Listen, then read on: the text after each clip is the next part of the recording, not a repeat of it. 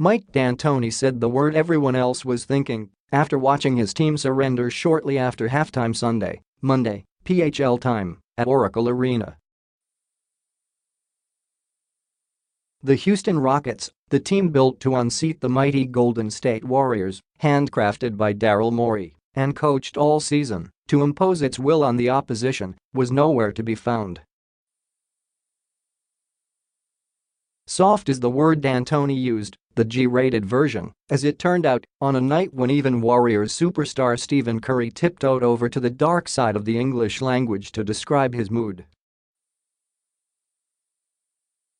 Soft is an epic understatement for what the Rockets were in this 126-85 annihilation in Game 3 of the Western Conference Finals, a game that swung the momentum in the series dramatically back in the Warriors' favor as they take a 2-1 lead into Wednesday, PHL time, Game 4. The 41-point margin marked the largest in both Warriors' victory and Rockets' defeat playoff history. A loss is a loss, whether it's by 2 or 200, it doesn't matter, Rockets forward Trevor Ariza said. It's only 2-1 right now.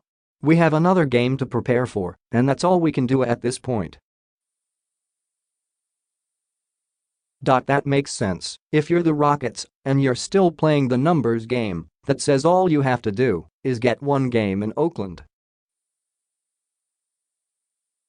But you were supposed to be above that. You were supposed to be on the Warriors' level. Instead, twice already in this series the Rockets have looked like the shell of the team that owned the NBA during the regular season, rattling off a franchise-best 65 wins in the process. They were indeed soft on both ends of the floor in Game 3 and allow the Warriors to awaken Curry, who erupted for a game-high 35 points after struggling through the first 2 games of the series.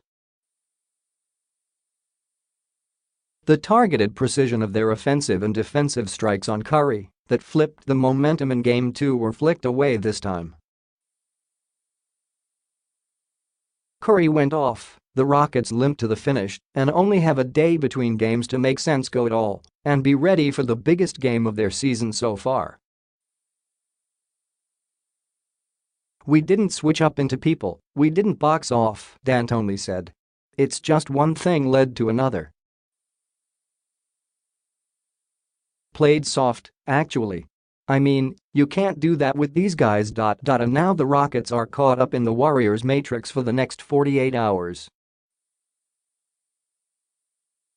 They've been smoked twice in 3 games in this series, have already surrendered the home court advantage they spent an entire season jazzing and securing, and no explanation for how they could play with so little force in a game that required their best.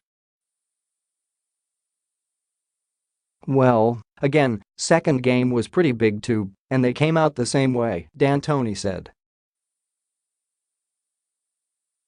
It's just the way it goes sometimes. It flows like that. But I thought the way we got down early and didn't do the little things to get us in there, and then we'd have found some more energy. They gave us a haymaker, and we went down. If the Rockets intend to be taken seriously as a championship contender, as a team capable of foiling the Warriors' plans for a 4th straight Western Conference crown and 3rd NBA title in 4 seasons, these sorts of performances cannot happen. Game 4 becomes a monumental contest for both sides, the swing game of the series according to Warriors coach Steve Kerr, who insists his team will approach the contest with the appropriate fear needed after the Rockets bounced back to dominate Game 2 after their loss in the opener. The Rockets are playing with fire if they are going to put their entire season on the line Wednesday, PHL time. D'Antoni pulled his regulars in plenty of time to make sure they would be rested for that showdown. I could have come in here, and we could have lost by 2 points and we could have played guys 40 or 45 minutes and be dead tired, he said. Well, we're not. Let's see what we can do Tuesday. Not that the game needed any extra pressure. But the difference between these two teams this time of year couldn't be more stark in contrast. The Warriors, who won their 16th consecutive home playoff game to eclipse the Chicago Bulls' record of 15 over the 1990 and 1991 postseasons, thrive in these high-pressure situations. They are made for these moments.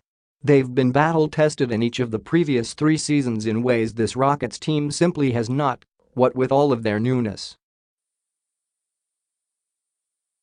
Assuming the same reflex that worked in the aftermath of Game 1 will work again now is being wildly presumptive for a team with no track record of overcoming these sorts of odds. Perhaps that's why there was absolutely no dispute of D'Antoni's words from his starts after Sunday night's Monday PHL time debacle. Both James Harden and Chris Paul agreed with D'Antoni's soft label and his overall assessment that his team failed to show anything close to the sort of energy a desperate team needs to. "Coach is right," Paul said. "We've got to be better. We've got to come out more aggressive. We knew we were going to get a great game from them being back here at home, but we've got to be better in Game 4.